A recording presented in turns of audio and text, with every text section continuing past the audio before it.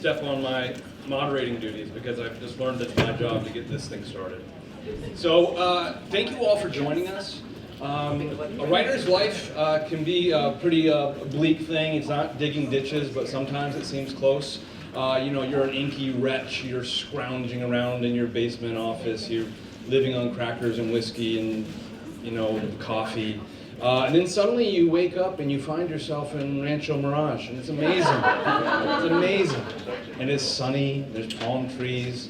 And this morning I was walking around and citrus fruit was literally falling out of the sky, luscious fruit. So before we get started, I just want to thank you guys. Thank the audience for bringing us here. Thank the organizers for doing all of this hard work. Yes, please give yourselves a hand. And thank you above all for giving a damn about books in a world where it seems like increasingly few people do. So we'll talk about two very fine first novels today. The first is The Shock of the Fall by Nathan Filer.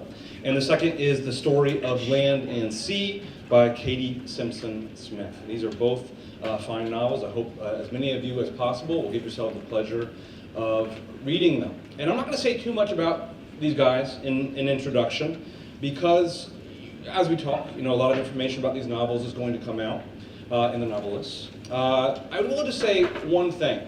A few days ago, or actually it was yesterday, Nathan and I were at the pool and we were talking. And he was rubbing lotion onto my chest. And I said to him, it was a moment where you can open up to another man. And I said to him, Nathan, there's a blackness in my writer's soul. If I read your book, and if by the end of your book I don't hate you a little bit, you have not written a very good book. I will be full of angry resentment if you've written a very good book. And the best endorsement I can give to these novels is by the end I kind of hated them a little bit. These are very fine novels, and it was a real pleasure to read them. I'm really looking forward to talking to you guys about them. The thing about these novels is that if you went to the bookstore, they would not be shelved very close together. Nathan's novel is set in contemporary times. It's in a contemporary voice. The language is sort of a narrator who's writing freely, sort of writing off the top of his head. And it deals very much with contemporary issues. It's a very modern feeling novel. Katy's novel is very different than that. It's set in America, set in the Revolutionary War period. It's a classic historical novel. The language is much more formal, much more, the images are finely wrought.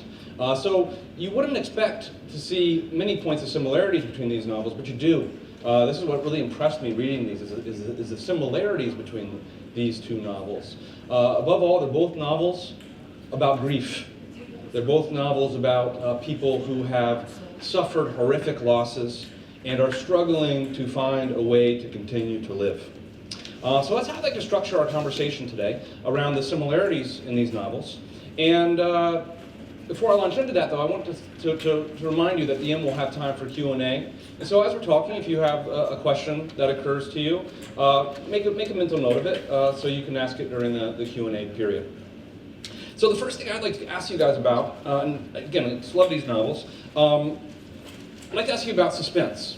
There's a great quote by the novelist Mcewan. I really like it. He says, the art of the novel is the art of, quote, withholding information. That's what a novelist does. The novelist gives you the information in dribs and drabs. If the novelist tells you everything in chapter 1, will you read to chapter 2? According to Mcewan, no, you will not. These novels, though, are sort of a challenge to that rule. They both made a very bold move where they give crucial information away early on. They choose not to withhold the information. They choose to give it to you. They choose to... So my question is, why did you do this? What did it allow you to do? Why did you decide to make this kind of dangerous move as a writer to give information away? Now, maybe we'll alternate our responses. Us, Katy first, and then Nathan. Yeah, that's a great question. So to not give too much away, I'll say that a very important person in my book dies very early on. And it's heartbreaking. sort of psycho effect of Janet Leigh being stabbed in the shower when you think she's going to make it through the whole movie. And for me, I think the issue of suspense in fiction, I am more interested in suspense when it mirrors that of everyday life. The crises in our life don't happen in a classic 3-act structure. 2/3 of the way through our lives, we don't suffer the greatest tragedy or climax of our entire lives. We can't predict when those things will happen to us. And so I'm really interested in writing fiction that shows that kind of regularity and ordinariness of daily life. Things happen when we least expect it. We're not prepared for grief. We're not prepared for loss. On the flip side, we're not prepared either for the joyous things in our life, for falling in love. We never know when that's going to happen. And so then the challenge is presenting this kind of structure and asking the reader to trust me enough to take them through a book to its conclusion. When I think a lot of readers might say, what has she done? We loved this character and now this character is gone. But I think that comes, the answer to that comes in the details and bringing it back to daily living, and so that we can see our own lives reflected. Nathan? Hello everyone. Hi, it's really lovely to be here.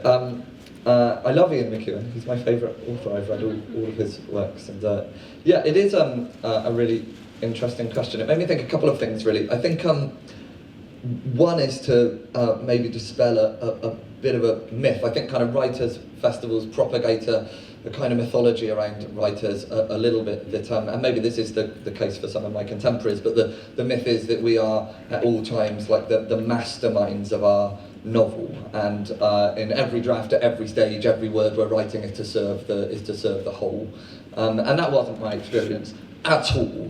I mean, most of the time I had no idea what I was writing, and I was just kind of grappling around in the dark and searching for something. Well, I didn't even know what I was looking for. So it'd be wrong to say that all the decisions in this novel were part of this plan I had all along. That said, I did want to signpost this key event very early in my novel. So much like Katy's, a very significant character dies very early on. We learn about it in the first chapter, and there were a couple of reasons why, I think. Firstly, when I think about my novel, it's mostly a character piece. It's a character study. So the protagonist of my novel, a young man called Matthew Holmes, he's physically writing down his story. A big part of the novel is that he is telling it, but he's not writing a novel. I was writing a novel. I had to think of it sort of novelistically, but he's just kind of putting his story out there. And so I always had to ask myself, well, what would Matthew say now? And why would he say it? And actually, for him, the really important thing, and the reason he started writing this thing, was to talk about his brother who died. So that's the first thing that he talked about. And but actually, I think it was right to do that then, and to not follow that kind of, I could have done it more traditionally and done that kind of suspense sort of structure in a 3-act structure, but then the piece would have failed because Matthew wouldn't have been writing it like that. So, and I think just secondly, I think it's, I try and focus my, Hilary Mantel says, focus your narrative energy on the point of change. And that was the first major point of change in my novel. I teach creative writing, and my students often ask, well, where should I start? And I say, well, start where it gets interesting. And I felt that was the point where it got interesting, and then my job was to kind of maintain the suspense from there. These are, as I mentioned before, they're sad novels. You create characters that we love, and then you horrifically and brutally murder them. And I didn't appreciate it at all. The question I'm asking is, I felt very sad at points reading these novels. I mean it like, oh man, God, I'm sad. And I'm wondering, like, as a novelist, you're trying to elicit these emotions in your readers, but do you have to be a little careful about, really kind of breaking their hearts? Or as a writer, is that none of your concern? Maybe we'll start with Nathan this time then. Well, I'll keep my answer more brief because yeah, because I need to think about that a lot. I don't know if people saw John's talk a couple of days ago where he talked about asking his students. Well, it's excellent, wasn't it? He talked about asking his students kind of why do we read, and you said lots of them say, well, it's kind of escapism, and you slam that down and say, well, you know, actually we read to take ourselves to places that we wouldn't generally think of as escapism. So yeah, I don't know. I think the author's allowed to write. You know, I think our job's to get to to get to our characters and to find the truth of them and what's real for them. And I didn't spend my time thinking it needs to be kind of 80% sad and 20% funny. Though maybe that is probably about the ratio actually. But yeah, I didn't think about that. I thought about it just yeah, to get close to the characters and their reality. And you do a sad thing, and then you kind of got to deal with it, haven't you? So. But I'm sure Katy, yeah, I think this has a lot to do with what Jonathan talked about in terms of the purpose of storytelling. For me, I don't write with readers in mind, especially this book. I wrote it when I was in an MFA program, and there was no one ever gave you hope that you would ever be published. So I just assumed that this would end up in a desk drawer one day. So I wasn't thinking of readers, I was thinking of what I myself needed as a writer from this story. And I wanted to go to those places that I was scared of. And what I'm scared of most probably is losing my family. And I wanted to sort of deal with that psychologically without having to actually experience it. You know, to prepare myself one day if that might happen. So I wanted to get into that sort of darkest place that made me most afraid. And I learned a lot. It was educational. It's educational for writers to go to those places of empathetic understanding. And I think, you know, what is the purpose of storytelling? For me, it's an expansion of the individual experience. You know, we are born and we get to have this one very singular life. And for me, that doesn't feel like enough. There's so many experiences that I'll never have. I'll never go to Antarctica, probably. I'll never be a coal miner. You know, right? I'll never be a grandfather. And I want to know what that's like. And so writing is a way to inhabit all of those experiences, to sort of expand everything that we know about humanity and to get into those places that otherwise we aren't able to go. Both of you had these great, I mean, a sort of dream debut where you got a lot of attention, drew raves. The blurb pages for these books are to die for. You know, the magazine reviews, the newspaper reviews. But as with anything people write, there's criticism as well. And one of the things I'd like to ask you guys, and it's very much a minority in their cases, but anybody who writes has to deal with critics. And given that you can't just shoot the critics, what do you do with criticism? And I guess I'm asking you this more specific question. This is something I'm curious about because it's something I've considered in my own work. Were there any criticisms of the novel where you said, you know, this isn't really mean-spirited, and maybe, you know, they kind of got a point here, and I'll try to do better next time? Was there anything specific where you got a critique like that? You're like, well, you know, I'll try to do better next time. It's your turn. Oh, it's my turn. So this is really interesting. Most criticism I get about my book is that it's just really horribly depressing. And I don't agree with that. I think there's a lot of hopefulness in the book. There's a lot of sort of trust in the human spirit that comes through. The criticism that has actually affected the trajectory of my current project is about the ending, which in this first book is fairly open-ended.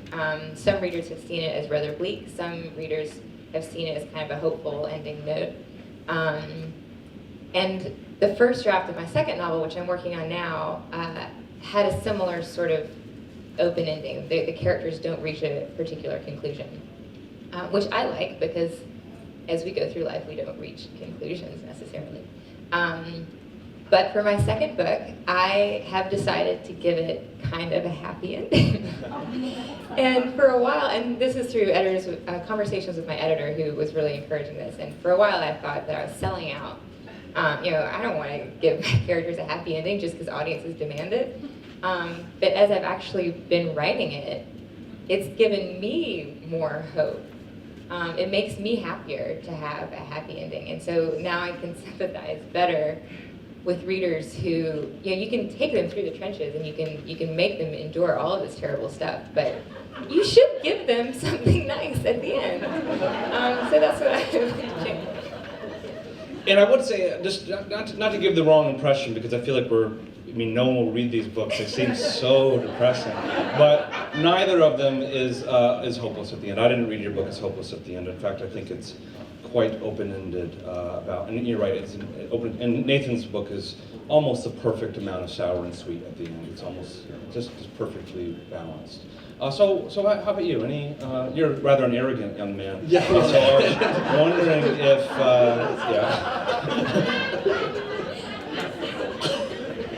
I just don't know how to respond to that at all.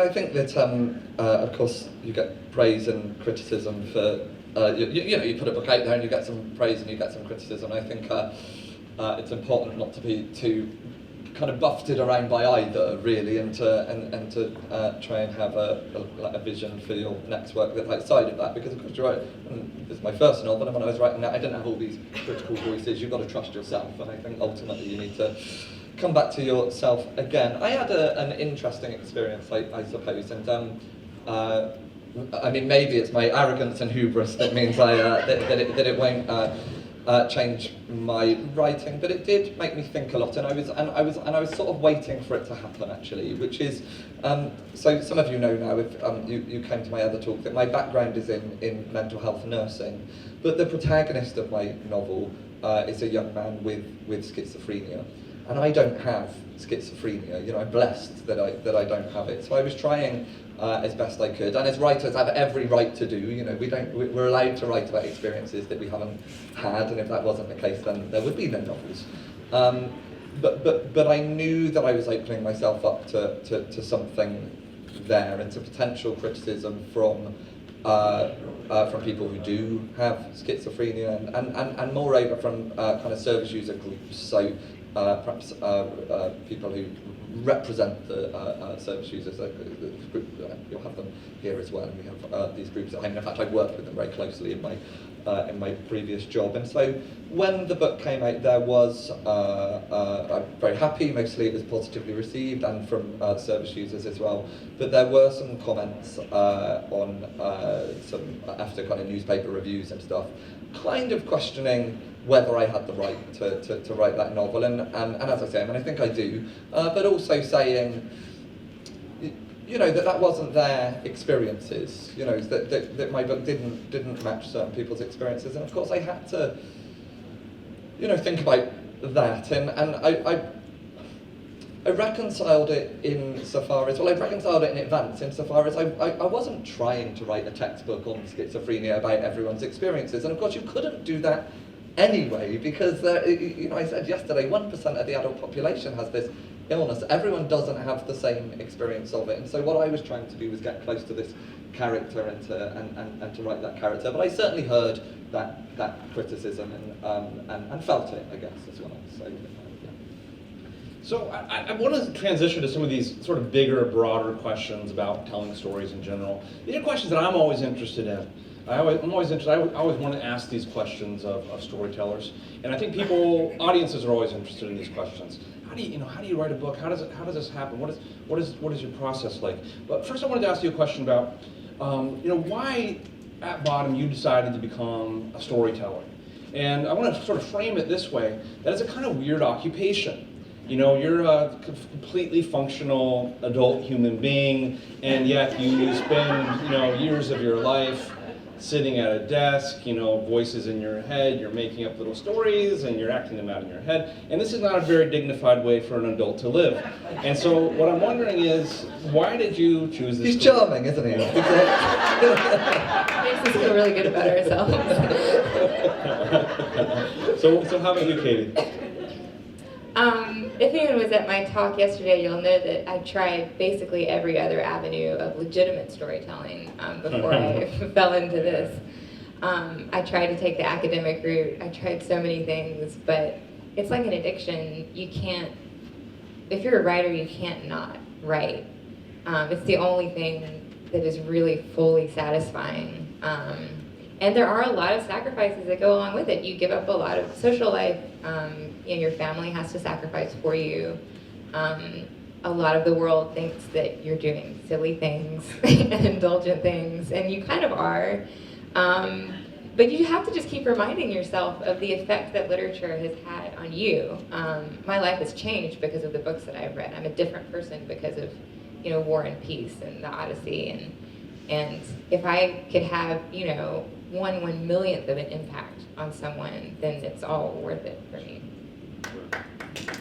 Yay! And Nathan? Yeah, I mean, if you write, it's very hard.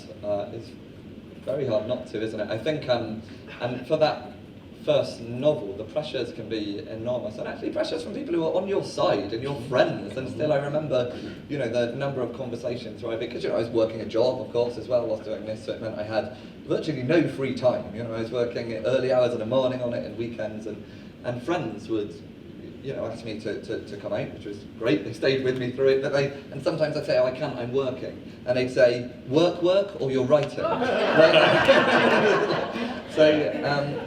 My daughters, by the way, are convinced that I'm unemployed. They're kind of like ashamed of me. Like, Dad, you just work in the basement.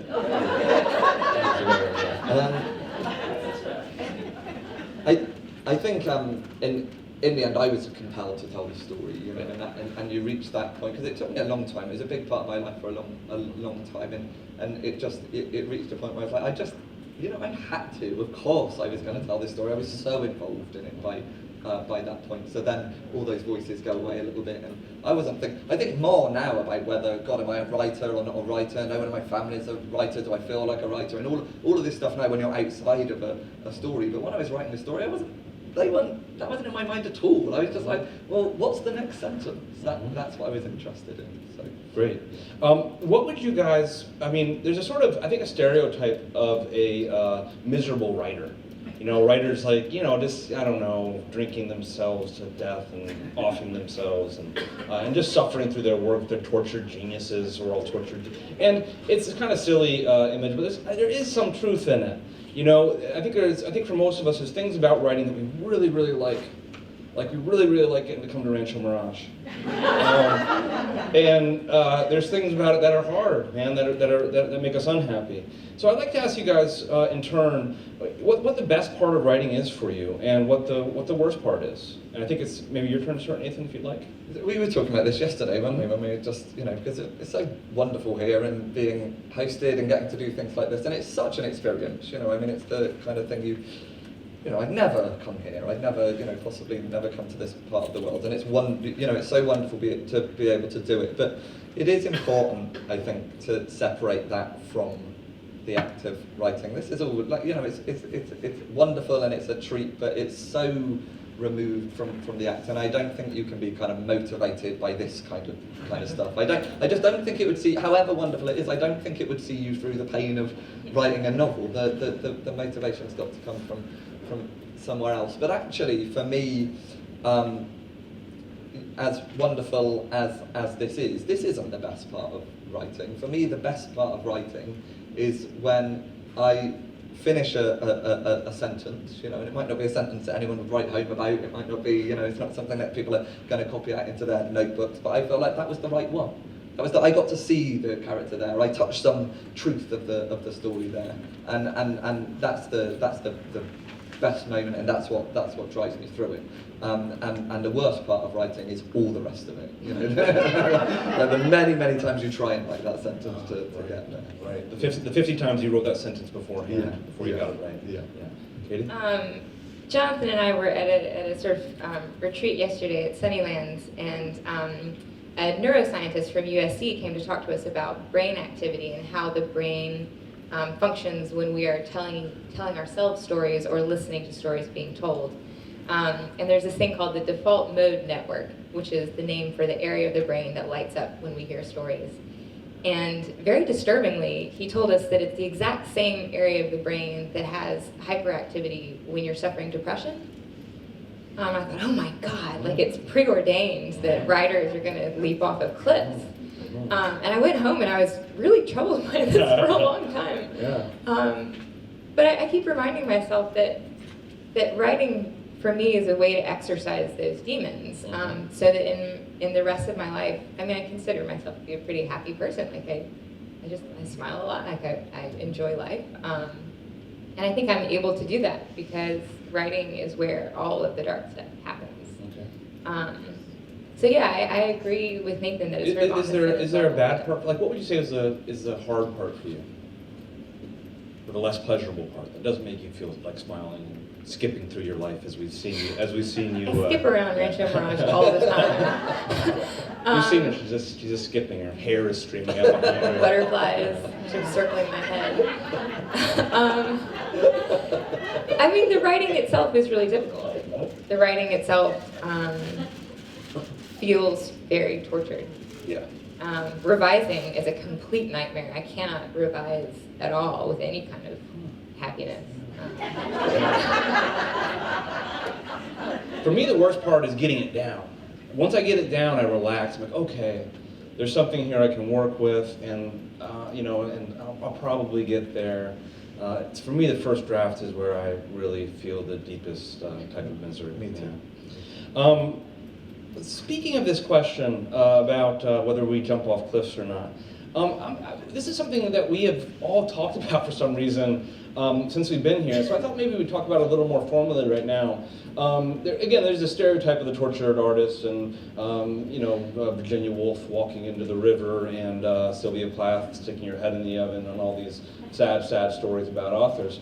And it's not really a stereotype. There's actually research on this. There's actually studies that have been done that show that authors really are at a much higher incidence of diseases like bipolar, depression, higher instances of substance abuse, being put in insane asylums. That's not the word for it. What's the word for it now? Mental hospitals. Mental hospitals, yes. All other and many other sort of bad outcomes. And there's sort of a chicken-egg question here.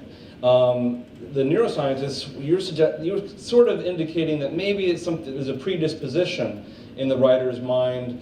So here's a question. The question is, do you get driven crazy by writing, or are you already crazy and therefore you become a writer? Like there's sort of see the chicken and egg thing. Do you have an opinion on this? 'Cause I've been wondering about this for a long time. I just can't wait till the questions go to the audience. We've had enough of you, Jonathan. All right, very soon. How would you answer that? Oh, please. I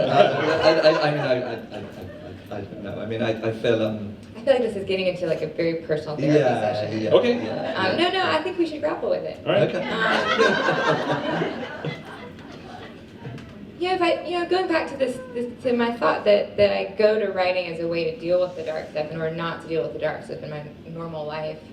I feel like that's a healthy response, but maybe ordinary people just don't think about that kind of thing, and that's why they're happy. I don't know. I mean, we could ask the audience too. We should ask non-writers. No, this is sort of a not answerable question. I was wondering if you had an opinion on it. Because here's why. The reason I wonder about it is because I do spend my life in the basement, in the dark. I get pacier and pacier. I get more and more isolated from humanity. I don't see people, talk to them, and I feel a deformation of my personality occurring. I can feel my social skills atrophying. I can feel myself getting a little down. And I wondered, and I've always assumed that I don't know, so I've wondered about whether this is good for my mental health. I mean, it is really interesting, the effect of writing on our psychology. And actually, I mean, in my book, the protagonist is using writing as a form of self-therapy, and this is something I've talked about in my work in mental health many times, spoken to patients, to service users, and talked about the value of writing thought, when you've got these kind of negative thoughts maybe, or thoughts that are troubling you, kind of bouncing around the corners of your mind, to put them down on paper and not necessarily to show that paper to anyone, but to put it down and to give those sorts some structure, and sometimes then to screw it up and to throw it away. And I think writing can be actually very, very valuable for our mental health in that way. I do something, I don't do it as often as I should, but I do something called a gratitude diary, which I keep by my bed. This is an evidence-based approach to positive psychology. There's a lot of evidence to say that it helps and retrains the brain. And what I do is, at the end of each day, I write down 5 things that I'm grateful for that day. And that's a great idea. Yeah, and you do that, and actually, and often it's the things you don't expect. Often it's just that that lovely meal that my wife cooked for me, or the actual deep conversation that I had with my friend at the cafe, and these things. And I think so I think writing can be very helpful. I think what you're talking about is maybe the fears around writing. Is this any good? Is this going anywhere? And those kind of things, of course. They go on for years and years. Yeah, knowing it. Yeah. Okay, one more question from me, and then we'll turn it over to you guys. So remember, think of a question. The last question is: you guys are sort of embarking on careers as novelists. You're young. You have many, many years of productive labor in front of you. But we're at this time, though, when there's a lot of fear and anxiety about books and about the future of the novel, particularly. It's starting to feel like, for a lot of people, there's nothing novel about novels. This is an ancient form of storytelling. It's no longer new. And there's this kind of fear that maybe the novel is dying. So I wonder if you guys think about that at all, and if you are sort of optimistic or pessimistic about the future of the novel as you embark on your careers. Is it me? I can't remember whose turn it is. Okay. Yeah. Storytelling isn't going anywhere. Storytelling is something that we've done since year dot, and I think this idea, I really love, as I think everyone here will, and that's why you're here, I really love novels, and I love them as objects, and I get novels rather than ebooks and all of this stuff, but I don't fear for the novel, and I think if the future is, if our children and our children's children, if they want it in digital format, if they want their stories like that, well then so be it. Like, people are going to decide, but we talk about the novel as this sort of revered thing, like it goes back all through our history, and people, that's not true at all. It's such recent history that people have been broadly literate. Like, people, there was a time when, books existed, but people couldn't read them, or they were written in Latin, or before your country even existed, and people weren't, or existed in its present form. So I don't worry about that. I think, people are going to tell stories, people are going to listen to stories, and the form that they take will be decided by those same people. So that's well said. I concur. I'm optimistic about the novel for a purely selfish reason. I love reading novels, and I don't get the same satisfaction from other art forms. I love movies, but it's a very different experience for me. Being able to sit down with something tangible that's based in pure language, where all the visualization is left up to the individual's mind. I don't think that's replaceable. Okay, let's. It's enough from me. They told me very clearly they were tired of me. It was wounding. I expected that from Nathan, but not from Katy. So you were tasked with coming up with some questions. I see some hands from the eager beavers. I usually find that it's the most attractive person in the room will raise. Okay, there we go. Yeah. So I was curious, guys, whether any, and by the way, you did a great job at moderating. Thank you. I was curious whether there was any particular writer who most influenced either of you, and whether you found yourself turning on that writer. Like, I always liked Fitzgerald's writing, but he began to influence me, so I said to myself, son of a bitch can't tell a story, so why should I try to emulate him? So what impact do the writers that you admire have on your work? That's a great question. Thanks, Peter. For me, that person was probably Faulkner. I grew up in Mississippi. I read all of his books by the time I got to college and was just obsessed with his richness of language and the bizarreness of his stories, because it kind of reflected what I saw in my family, in my everyday life, but taken to the nth degree. And I think maybe for at least a couple of years in high school, I thought I could write like Faulkner. And and it didn't take me long to realize that I didn't want to write like Faulkner, that he was so much an individual that I just needed to find my own individuality. And that was very freeing to sort of leave the icon behind. Yeah, I mean, I admire so many authors, and you know, actually straight up, I admire anyone who finishes a book from beginning to end. I do, because it's really hard, and I do admire that. But that doesn't mean I'm influenced by everyone who does that, of course.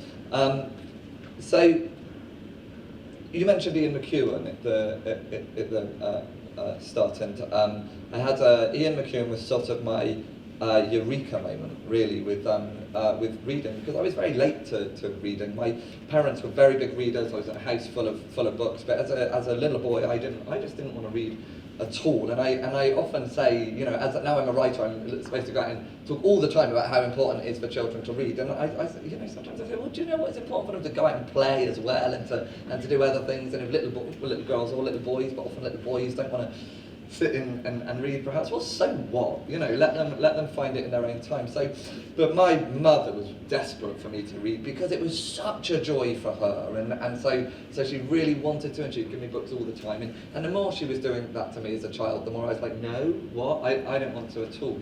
So really, my journey into reading came much later, and it was as a young teenager when a friend lent me a copy of the Cement Garden, which is Ian Mcewan's first novel. I don't know if people have read it. My prized possession now is I have a first edition signed copy, and it means the world to me, because reading that book without anyone telling me I had to read a book, and I was that much older, and I was doing, you know, through choice, and just reading it and just having like the penny dropping and going, oh my God, this is what novels can do. This is what good writing is, and so yeah, and there was sort of no looking back.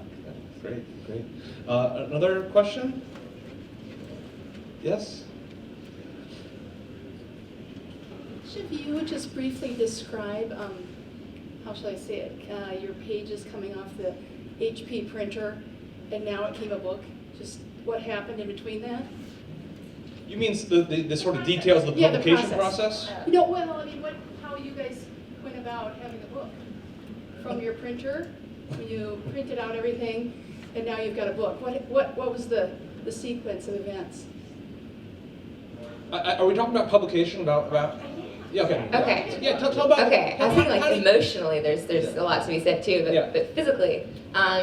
So I wrote this for my MFA thesis, and sent it out to agents after I had finished. And one of them wrote back and said, "Yep, looks great. Let's roll with it." And so we worked on editing it for about a month. I think agents have a much bigger hand nowadays in actually editing the language than they used to. And then he sent it out to a whole bunch of editors, and I got to fly up to New York to meet with about 10 of them, which was so thrilling. I felt like a country mouse in the big city. And they were all just totally friendly, normal, down-to-earth human beings. I thought of editors as like gargoyles or something, but they're mostly like middle-aged women who are totally lovely. And so that was really nice.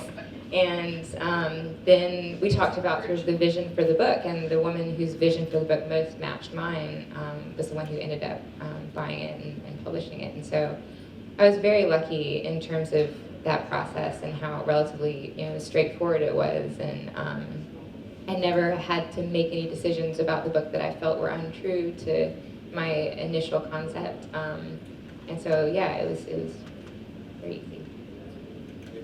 Yeah, I mean, it was very similar. I mean, really similar to that actually. But so I would and felt sort of quite easy in a sense, which is why I always stress that the hard bit for me was wasn't easy, because I worked on it for years. But then it was a similar thing. I wrote it for my MA thesis, so the same as your MFAs. I then found I entered a competition for unpublished first novels, and through that I got my agent. And we didn't work on it for a month. We then worked on it for a year. But then I met 11 publishers. So in London. So it all happened. It all happened very, very, very quickly then. So, and I mean, my advice would be, if you're sort of, if a part of that question is seeking advice, is to two things really. One, to get an agent. You know, if you can, it's not like it's easy to get an agent, but you know, an agent really guides you through this, and mine was absolutely invaluable all the way through editorial. You know, she had very close editorial work. Some do less of that, but increasingly, I think you can find agents that do. And then the same thing really, if you're lucky enough to get to that point where editors are choosing. I did exactly the same as Katy, and just, you know, because they all want your book if you're lucky, and you need to look through all of that, look through all the people in the room who are there because they're trying to impress you, get to the one who's going to be your editor and ask them the questions and see whether what they their idea of the book chimes with yours. You don't want someone telling you how to write a book. What you want is someone saying, is this what you wanted to achieve with this bit? And you go, yeah. And they go, well, this is why it isn't. And you know, that's the useful editing. So, yeah. There's a hand in the back of the room. You have a couple of hands back there. Katy, you've mentioned that you're working on your next book, but Nathan, what's next for you in the writing, literary world? Yeah, I'm writing, at the moment I'm writing a screenplay, so I'm writing a comedy drama for television. And you told me that I can star in it, so. With the hair and the butterflies.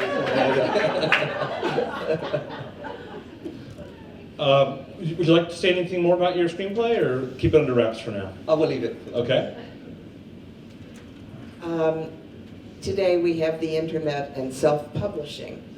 How do you feel about this phenomenon as compared with going the traditional route that you do in getting work published? I think there remains a value to having gatekeepers.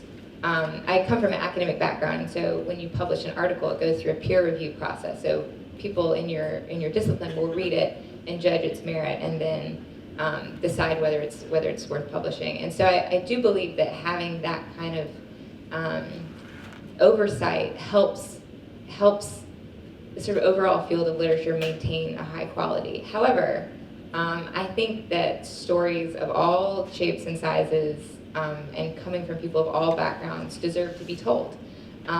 Whether that's in novel form or graphic novel form or in video games, which we were hearing about yesterday.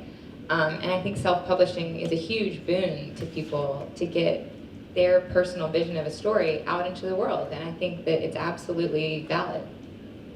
And some of them can be great. So, Yeah. you know, you've got those gatekeepers, but there's The gatekeepers don't remarkable- always know what they're doing. No, exactly. You get published books that are very poor, and self-published books that can be. And you get great stories of dozens of publishers passing on Harry Potter. Well, Right. for example. Yeah. Anything else on that? No, I mean, I agree. Yeah. Yeah.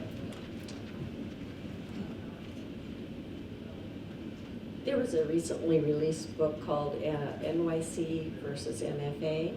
I don't know if you read that. I've heard of it, yeah. Yeah. What's your take on the value of your MFA? And do you think you would have gotten to this point? And we should say, just to recapitulate, I was going to ask this question also, that both of these novels were in large part written inside MFA programs. So it seems to be a very nice endorsement of MFA programs. On the other hand, I imagine you can't give all the credit to the MFA program, of course. So where do you stand on that question about MFA programs and the value? It's a really good question. And again, I think it varies person by person, like who's going to get what out of that kind of program. For me, it was a matter of I needed 2 years of sort of pure time to take myself seriously as a writer, because I had been writing, you know, off and on for 20 years, and never had finished a story, never had completed a large project. And part of that was that I didn't think it was a career option. And so enrolling in the MFA program was a challenge to myself. If you can get through this program, if you can actually complete something, then maybe you can try to do this for a few years and see what happens. And I know that varies among different people, but for me, it was the main reason why I'm here today. I want to respond. Can I real quick? Please. I was thinking, you know, you guys both wrote these in MFA programs, but you also did the NYC thing. So the way I understand that title is, MFA means you go to school and you learn how to do it. NYC means maybe you go to New York live a life, gain experiences, and write about those experiences. And both these guys did do MFAs, but only after doing NYC. So Nathan, was a mental health nurse for years and years and years and years, and learned this world inside and out, and gained wonderful material, and then wrote about it, and then went and got some formal instruction about how to write novels. And the same with Katy. She went and did a PhD in history. She wrote a book about a history book about women's lives in the Revolutionary era. Is that right? And so so she was steeped in this world already. She had gained real world experience as much as you can of a historical universe. And then she went and got her formal instruction. These programs aren't for everyone. I also found it very useful because it gave me the real focus and attention and time to write, which you should be able to maybe create for yourself anyway, but it seems so hard to do that, and I find it so easy to put the work aside. But there was something about having that. Well, this is a year. It's an MA. It's not. There's no F in MA. British. I don't know, what is it? So is it fine arts for you? Okay, yeah. So. To have that to have that focus and go, well, this is what I'm doing, and also like a little bit like I spent, they're not cheap. I spent money. I borrowed money from my dad who did that to do it, and then you spend a bit of money on something like that, and maybe that psychologically you're going to work that little bit harder. I want to say though, I think they are. It was useful for me. I saw really good writers come unstuck on those programs. I teach on one of those programs now, so I'm kind of an advocate for them in a sense. And I went to Bath Spa University, teach at Bath Spa University. It's one of the best ones in the country, just saying that in case it goes on there. But I think some people do come unstuck, and what that's about is these programs always follow a kind of workshop. It's not any where you sit down with your, there's some talk from professors, but for a large part you're sitting down critiquing each other's work.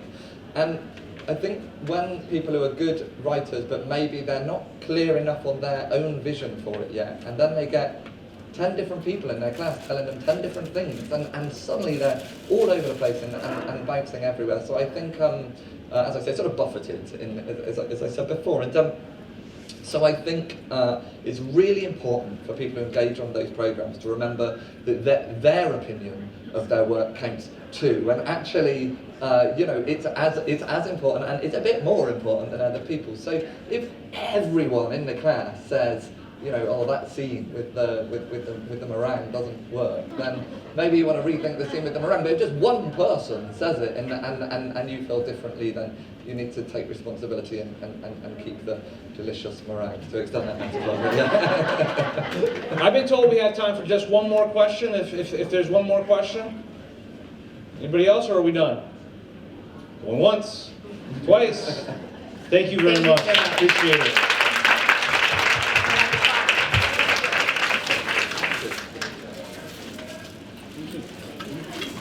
Okay.